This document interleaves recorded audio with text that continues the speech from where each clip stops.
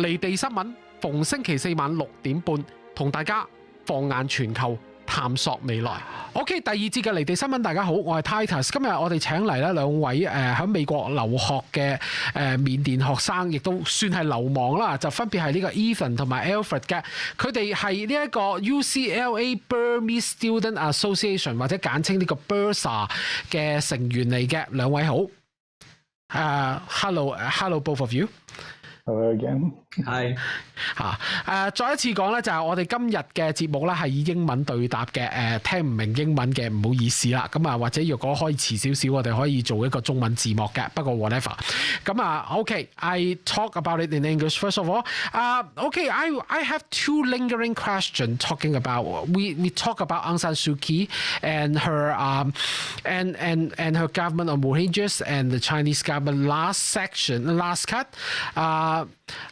section. So I have two lingering questions. First of all, I want to know about the general impression of the Burmese majority. I think majority are the Buddhists, but there are some people believe in Christian, are Christian as well, just like Ethan. You just told me about it, but mostly about the majority to the minority. What is the Burmese majority think about the Rohingyas? Maybe Ethan can answer that. So, the Buddhist religion, in the Buddhism religion and Buddhists, they're taught to respect people and they respect everyone. But the current narrative that's happening between anti-Rohingya or anti-Muslim and the Buddhism is because this hate movement on the Rohingya and Muslim was created by one of the most prominent monks in Burmese history by the name of Wirathu. He spread this lie that the Muslims are trying to take over Burma and that they are succeeding at it and that they need to be stopped. This kind of rhetoric should have never worked, but what happened was he managed to get onto the platform of Facebook. And in Burma, I think something like at that time, don't quote me on this, but something like 70 to 80% of the Burmese population got their news exclusively on Facebook. And this fake news spread. And when they see fake news, propaganda, this one-sided news, they started to think that this news was real.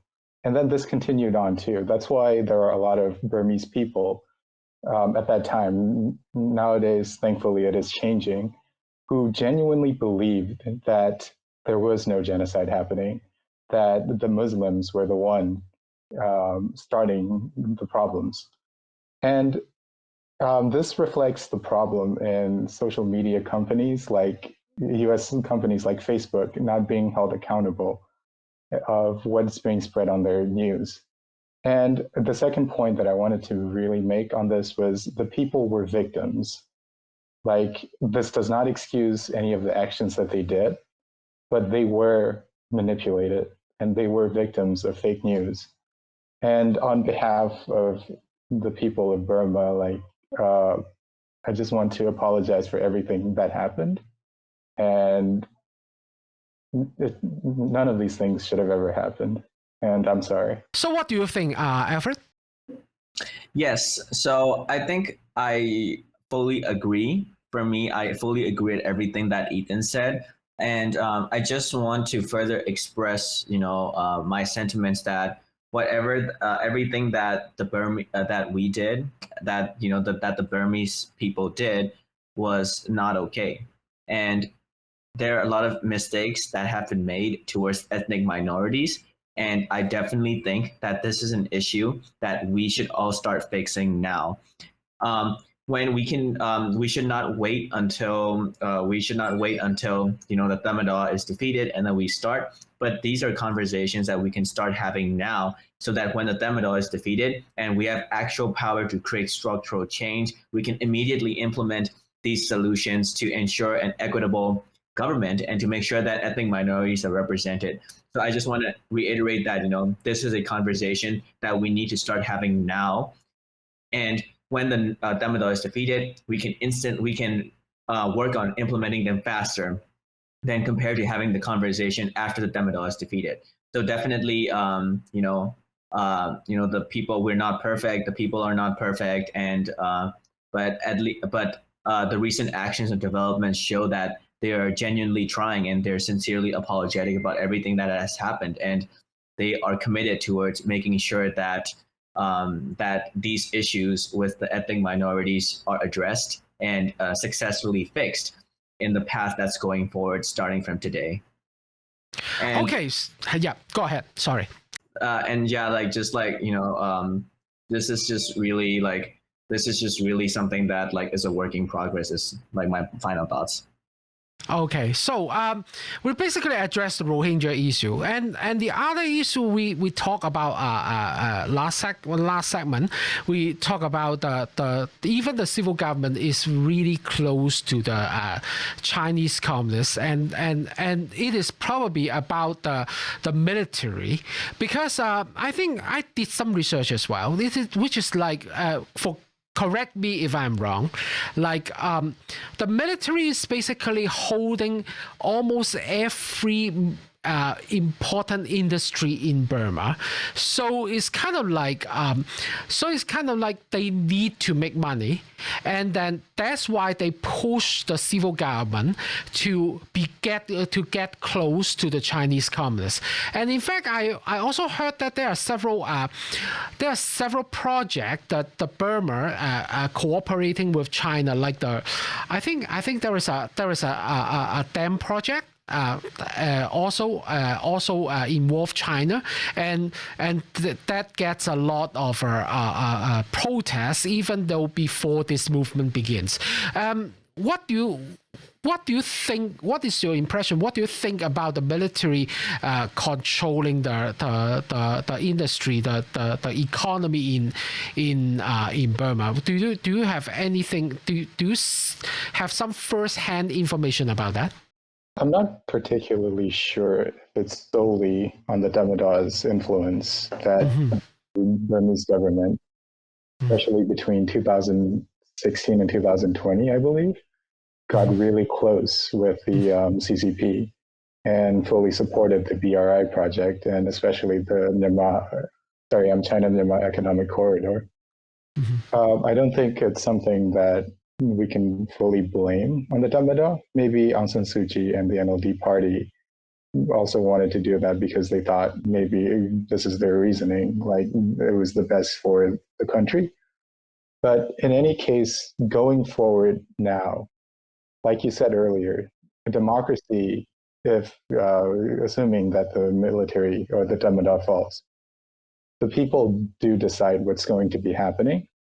And right now, the Burmese people do not like the CCP. The CCP, they believe, and quite rightly so, are supporting the Damodar in their coup right now. And they are the ones blocking any foreign intervention, especially through the UN, by blocking any conversation.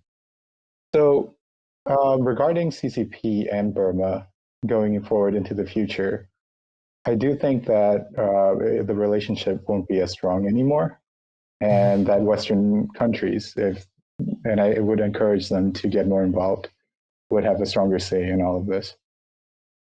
And just to add on to that, I think in the future, what's going to become really important, given the rising competition between the West and China, is that Southeast Asia is going to become a very important strategic location for every party that's involved, especially between the United States and between China.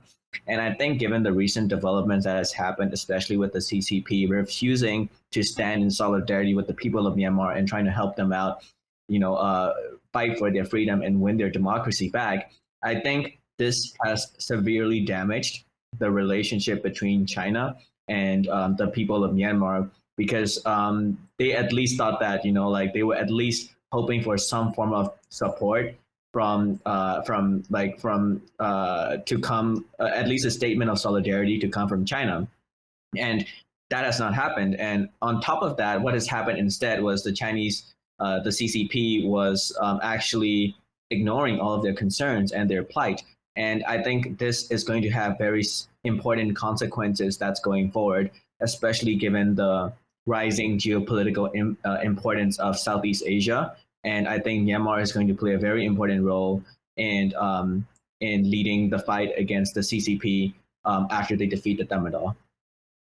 Yeah, Alfred just made a very good point. Basically, it is like I think last several years when Burma get close to China is also partly because the Rohingyas issue, the Western government withdraw the support in some sense. And then Burma, instead of solving the Rohingyas problem, they fall to China's influence, which is a problem. So I guess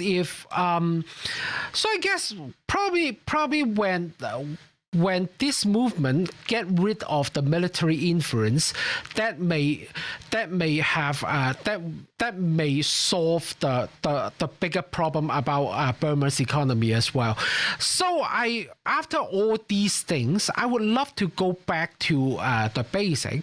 So what is the activists involving the movement, what they want the government to do then? Yes, I think in terms of what the activists are wanting, at least the United States government to do and the rest of the international community to do, is to first engage in sanctions against the Myanmar military junta and to prevent them from getting the necessary funding required to run the country. So right now, the Biden administration implemented a whole host of sanctions on the Myanmar military. However, they did not include the oil and gas sanctions that is very critical for the Myanmar military. So what the activists are looking for now is for the US and the rest of the international community to also impose a sanction on the oil and gases that's going into Myanmar and that's funding their activities. Another thing that we're also looking for is for an arms embargo that all international communities would participate in to make sure that the military does not get more military equipment to terrorize and brutalize their citizens. And apart from that, what people are also looking for is the recognition, the international recognition of the national unity government. That national unity government definitely needs to have more Rohingya representation. And after it does have more Rohingya ethnic minority representation, we hope that the international community would take up and support and recognize the NUG. And the activists are also looking for the international community and the United States to engage in humanitarian relief programs, especially to help the people who are fleeing the countries right now. Because right now we could potentially have a border crisis in Southeast Asia. Thailand's borders can be flooded, India's borders can be flooded, and it's very important that the international community recognizes the dangers of an uncontrollable border, because we don't want the economies of the surrounding neighboring countries to collapse. And we also want to make sure that we're doing everything we can to support the people in Myanmar who are trying to flee away from the dictators who are trying to kill them. So I think it's very important for the rest of the international community and the United States to adopt some form of humanitarian relief for the Burmese nationals, to make sure that they have a more permanent form of relief to resettle somewhere in the United States or in other countries if they really cannot go back to their country. Because right now, the people fleeing their countries, they have no home, they have no place to stay, and they are always under threat. And no one deserves to go under these. And I guess the activists are really trying to make sure that there's something that's for the people out there, for the people of Myanmar, to make sure that they're not alone. Okay, so I also remember that just several weeks ago, the ASEAN, the Southeast Asian, the 10 country also invite the military leaders to Indonesia to try to solve the problem. So, Ethan, what do you think their effort? Does their effort is effective? When I heard that Myanmar, the Damodar, was invited to the emergency summit, I was very disheartened to hear that. Because in a sense, this was acknowledging and kind of, in a sense, legitimizing that they are the rightful rulers right now, that they have the rule. And I do not think anything good came out of it. The ASEAN asked like 5 items that they asked the Burmese leader, or like the Burmese criminal to do. And naturally, as expected, he said, we'll do it later. So nothing came out of that meeting. And ASEAN needs to play a more active role in helping the people of Burma, and working with this criminal enterprise is not the right thing to do. So what is the active role you are mentioning? The active role is to pressure harder, and especially Singapore right now. It has a huge influence economically over Burma, because that's where most of the business is done, just geographically speaking too. So they need to place harder, like they need to stop doing business, and they just need to, just in general, take concrete action and take a stronger stance on what is happening right now. And likewise, all the other ASEAN countries, rather than enabling, they need to make sure they need to take an active role right now. And also, just to add on to that, I think the issue right now with ASEAN is that ASEAN has a so-called policy of non-interference in each other's internal affairs. And that's the supposed reason why they're not helping Myanmar out. And they're doing whatever I don't know what they're doing, but they're just not doing enough right now. So I think the problem is that ASEAN within and of itself and its members are not united. They're not united against this issue right now.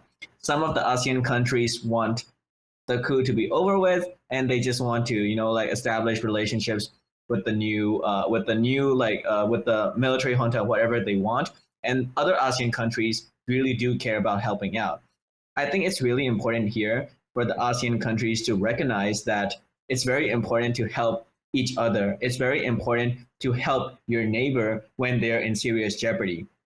Because right now, this is not an issue of internal affairs. This is an issue of brutalization by the evil dictators who are stopping at nothing but to suppress the people into their rule. So this is not really an internal affair where 2 parties are squabbling, but this is really a fight between good and evil. And I think it's very important for ASEAN to recognize that, and to recognize that they can't continue treating this as an internal affair, but more of a threat from the military dictators who are trying to take over and destroy the country. So hopefully ASEAN countries will recognize that. They'll recognize that it is in their interest to help out Myanmar. It's in their interest to help out their neighbors, and they need to pressure the government more. They need to stop recognizing the military junta. They need to stop coordinating with them. They need to stop doing businesses with them, and they need to really just play a more active role in mediating this conflict. Because Titus, if you're looking at what's going on right now by ASEAN countries, it's more like they're just waiting. I don't know what they're waiting for, but they're waiting for something. And this waiting is really painful for their neighboring, for Myanmar and its people, because every day people are dying, right?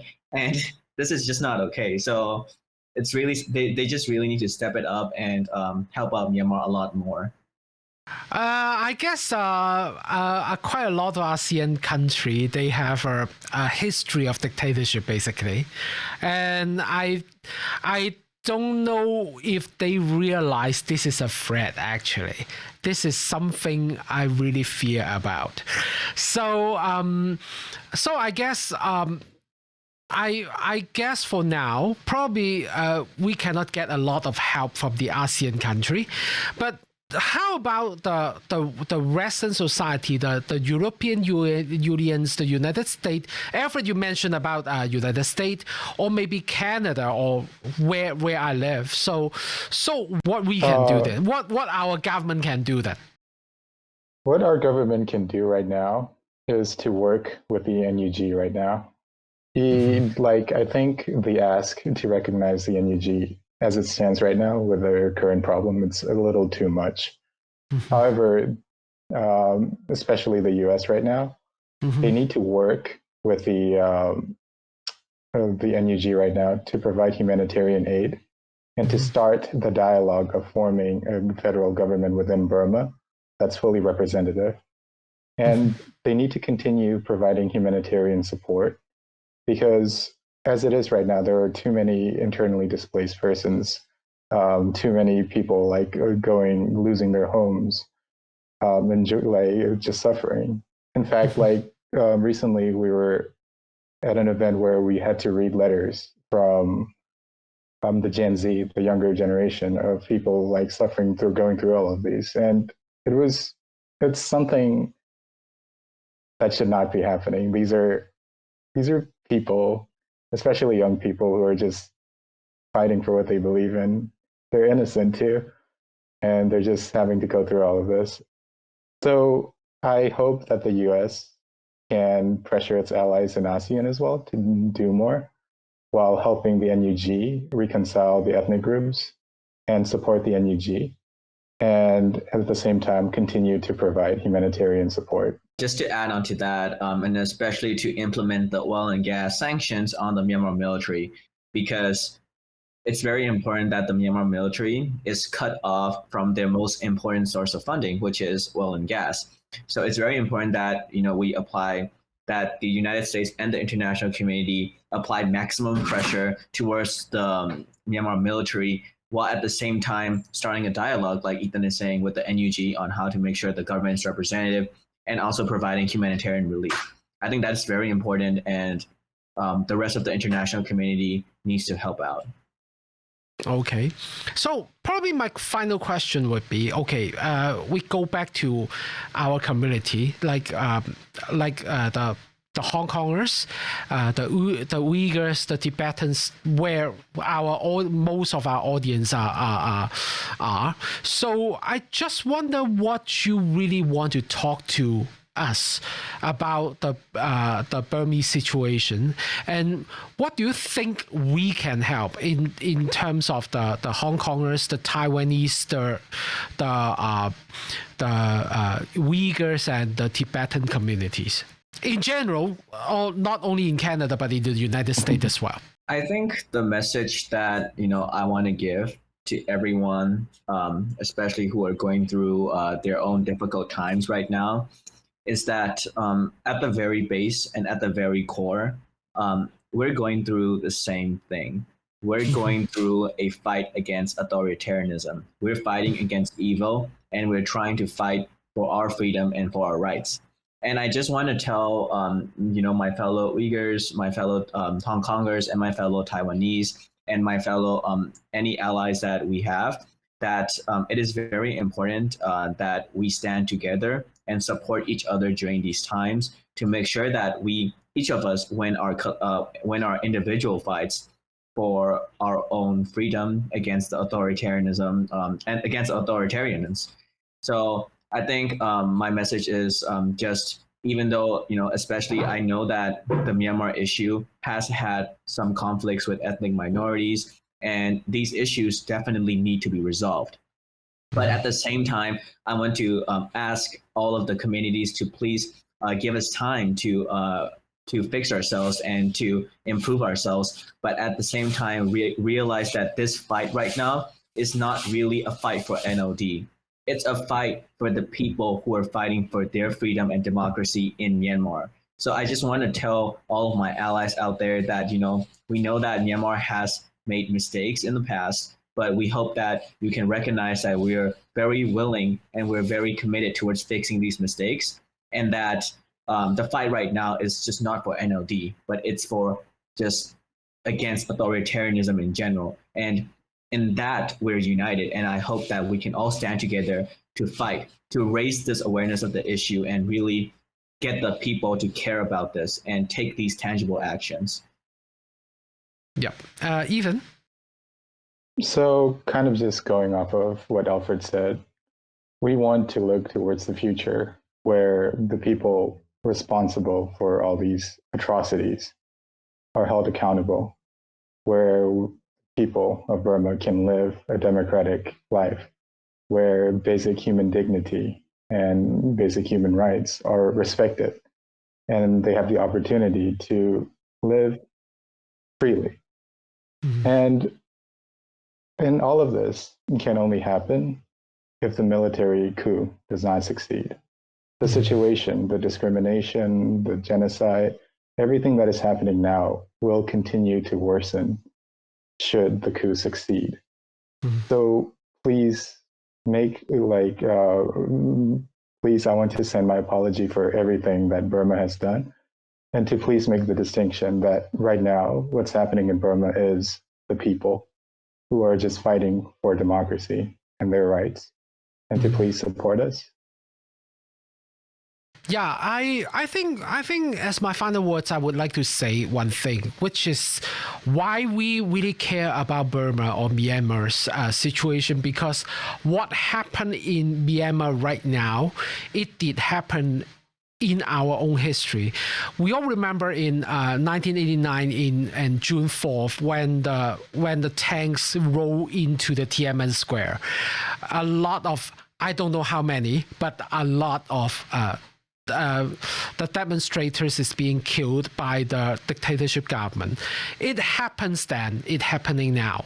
So I think this is why we really cares about your movement.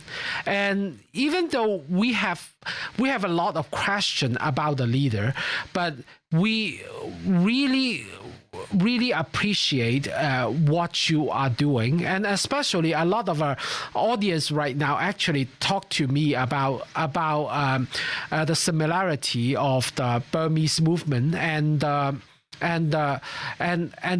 movement in Hong Kong just 1 or 2 years ago.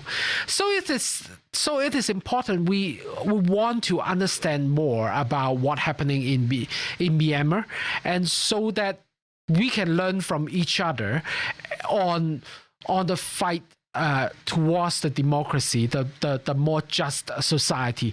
So that is why this is what we are looking for, and this is and we hope that your democratic movement, the fight for freedom, will succeed in the future. Hopefully nearer than further, I would say. So okay, so 我哋嘅時間咧都差唔多啦。咁若果大家對我哋呢個禮拜嘅討論有進一步嘅意見咧，可以喺 Facebook 搜尋呢個 Lady News LAYDAYNEWS 一個字咧，就揾到我哋嘅 page 噶啦。我哋呢個節目每逢星期四多倫多時間晚上6點半到7點半，即係香港時間星期五早上6點半到7點半啦，喺離地民主後援 YouTube 頻道直播㗎。佢哋嘅Facebook、Twitter、Instagram 同 YouTube 嘅 handle 都一樣，都係 Lady TV LAYDAY TV 㗎。喺 Patreon 上面搜尋 Lady TV 就可以揾到我哋嘅 page 啦。閣下如果課金5蚊可以提早半日收聽我哋嘅最新節目，課金10蚊可以聽到我哋失驚無神推出嘅離地突發時事分析㗎。此外，我哋同時喺各大 podcast app 即係 iTunes、Apple 同 Google Podcast， 仲有呢個 Spotify 咧提供聲音版本㗎。呢期離地新聞係2021年5月5號多倫多時間晚上8點，加州時間晏晝5點，即係香港時間5月6號早上8點錄影嘅。下星期再見，拜拜。